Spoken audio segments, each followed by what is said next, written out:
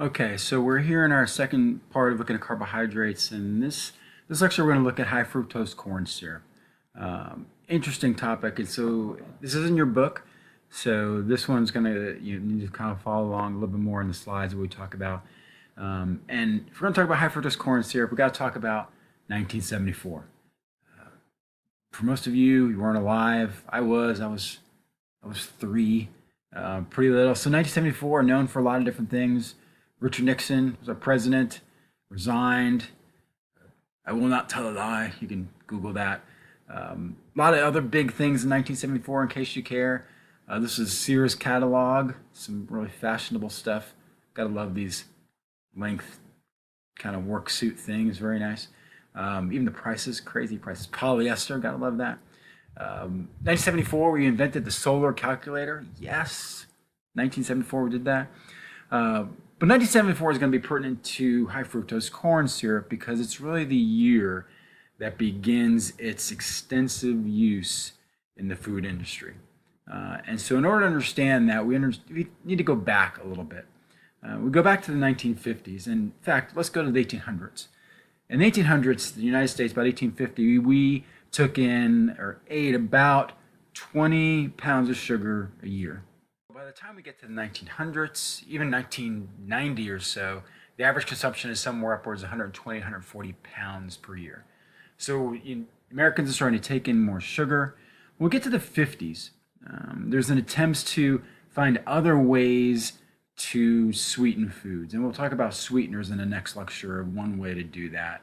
But on a large scale, that really wasn't going to work. And so in the 50s, a couple of agricultural scientists, one named Marshall, another named Wu, are working in agriculture and discover a way to take from corn, to convert corn in the starch into a corn syrup, and that corn syrup through some processes that involve alpha amylase enzyme and other steps are able to get a very purified form of glucose and fructose from that.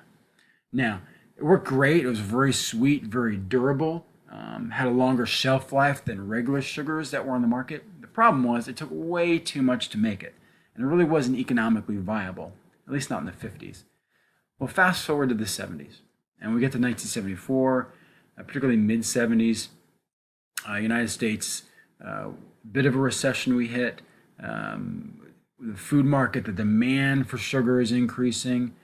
And one of the other things we quickly realize is that when it comes to making high fructose corn syrup, this is the United States. And if I were to ask you, hey, where do you think most of the sugar, sugar cane and all that is grown in the United States? So if you look at this map, well, where's it grown? Well, we can kind of circle right here in Florida, a little bit down here, southern parts. That's kind of about it. If we ask, hey, where's corn grown in America? You can pretty much draw everywhere else.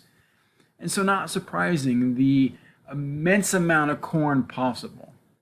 Then you improve technology. By the time we get to the 70s, the ability to make high fructose corn syrup on a large scale, cheaply, inexpensively, and have a sugar that will last longer on a shelf, it becomes a more viable option.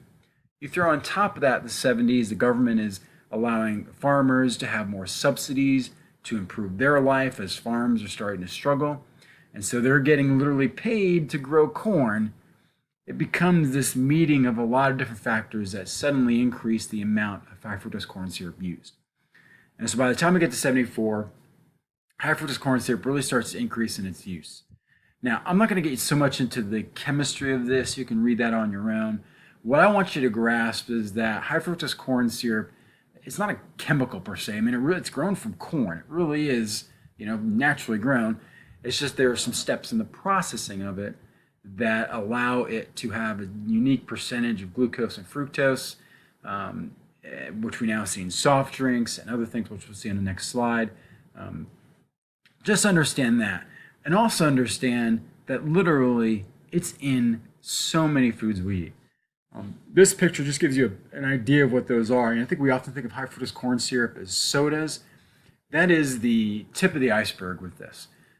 Peanut butters, jellies, French fries, ketchup, ranch dressing, medications. If anything tastes sweet, and needs to be sweet for a while, high fructose corn syrup has been a very common way to do that.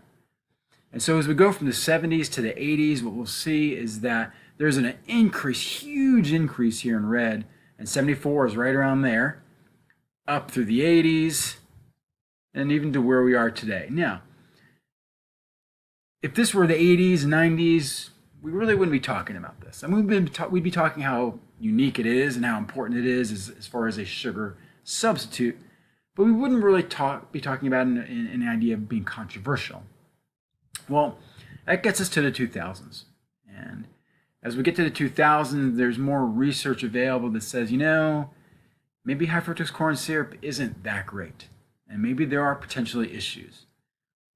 And now, as we've seen in the last 15 years, there seems to be some link to high fructose corn syrup and diabetes. In fact, it's a very sizable link. Potentially that a diet high in high fructose corn syrup is linked with at least type 1, type 2 diabetes.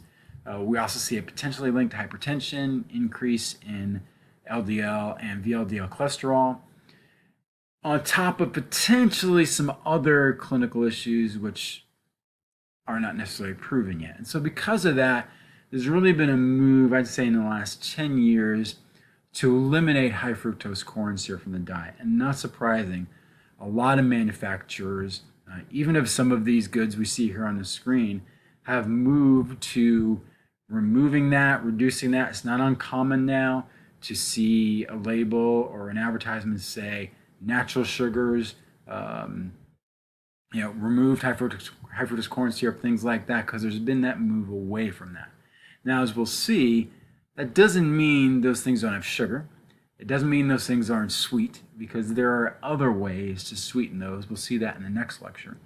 But what I want you to grasp here is high fructose corn syrup has been a mainstay in all of your diets since you were born. Now, whether it'll stay that way over the next 20 years is a good question. There's still a lot of corn available in the United States. It's still a very inexpensive process.